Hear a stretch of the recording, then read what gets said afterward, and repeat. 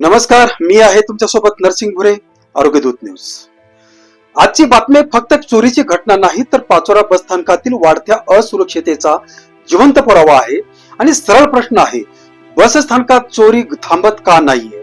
Police आहेत, कॅमेरे आहेत, तरीही सामान्य माणूस लुटला जातोय का? घटना काय घडली? दिनांक 23 मार्च संध्याकाळी साधारण 5 वाजता पाचोरा बस स्थानकात परिसरात सुभाष विठ्ठल भावसार, वय 70 वर्ष, राहणार उप्पलखेडा, तालुका सोयगाव, हा वृद्ध शेतकरी सकाळपासून कष्ट करत होता. पाचोरा कृषी उत्पन्न बाजार समितीत ज्वारी विकली आणि त्याच्या हातात आले 50,000 रुपये रोख. त्याने ते पैसे पॅन्टेच्या खिशात ठेवले, थोडा अल्पोपहार केला आणि जसं तो बसमध्ये चढायला गेला तसाच एक अज्ञात चोरटा आला, धक्का दिला आणि एका क्षणात 50,000 रुपये गायब. ही फक्त चोरी नाही, हा अन्याय आहे. मित्रांनो, 70 वर्षाचा वृद्ध माणूस आयुष्यभर शेतात कष्ट केलं, उन्हात तानात राबून पीक उभा केलं आणि त्या कष्टाची कमाई एका क्षणात चोरीला गेली.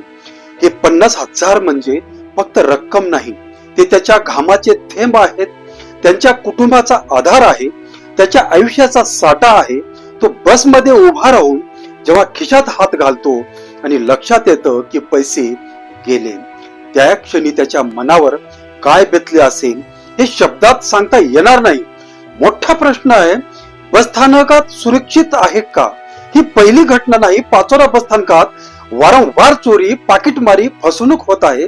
पोलीस आहेत, सीसीटीव्ही कॅमेरे आहेत असं सांगितलं जातं, पण मग प्रश्न असा, चोर पकडले का जात नाहीयेत? कॅमेरे चालू आहेत का? फक्त नावालाच आहेत का? सामान्य माणसाची सुरक्षितता घेणार कोण? आज एक वृद्ध शेतकरी लुटला, उद्या कदाचित तुम्ही आम्ही बळी पडू शकतो. पोलीस कारवाई.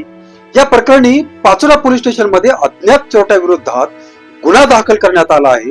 पोलीस निरीक्षक राहुल कुमार पवार यांच्या मार्गदर्शनाखाली राहुल शिंपी तपास करत आहेत. पण फक्त गुन्हा दाखल करून चालणार आहे का, की अशा घटनांवर कायमस्वरूपी लगाम लावला जाणार? सिस्टमला सवाल. बसस्थानकात म्हणजे लोकांची गर्दी, ग्रामीण भागातून येणाऱ्या शेतकऱ्यांची, महिलांची, वृद्धांची वर्दळ. येथे सुरक्षा अधिक कडक असायला हवी, गस्त वाढवायला हवं, कॅमेरे कार्यरत ठेवायला हवेत, नाहीतर अशाच प्रकारे सामान्य माणूस रोज लुटला जाईल आणि कुणालाच फरक पडणार नाही.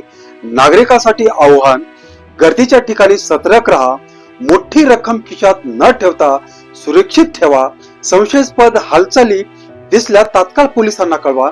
शेवटचं एकच मित्रांनो, सुभाष भावसार हे फक्त एक नाव नाही, ते हजारो शेतकऱ्यांचं प्रतिनिधित्व करतात.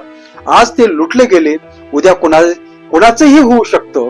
त्यामुळे प्रशासनाने याकडे गांभीर्याने पाहणं गरजेचं आहे आणि चोरट्यांना तात्काळ पकडणं आवश्यक आहे. मी नरसिंग भुरे, आरोग्य दूत न्यूज. आपण सुरक्षित आहोत का? हा प्रश्न स्वतःला नक्की विचारा. धन्यवाद.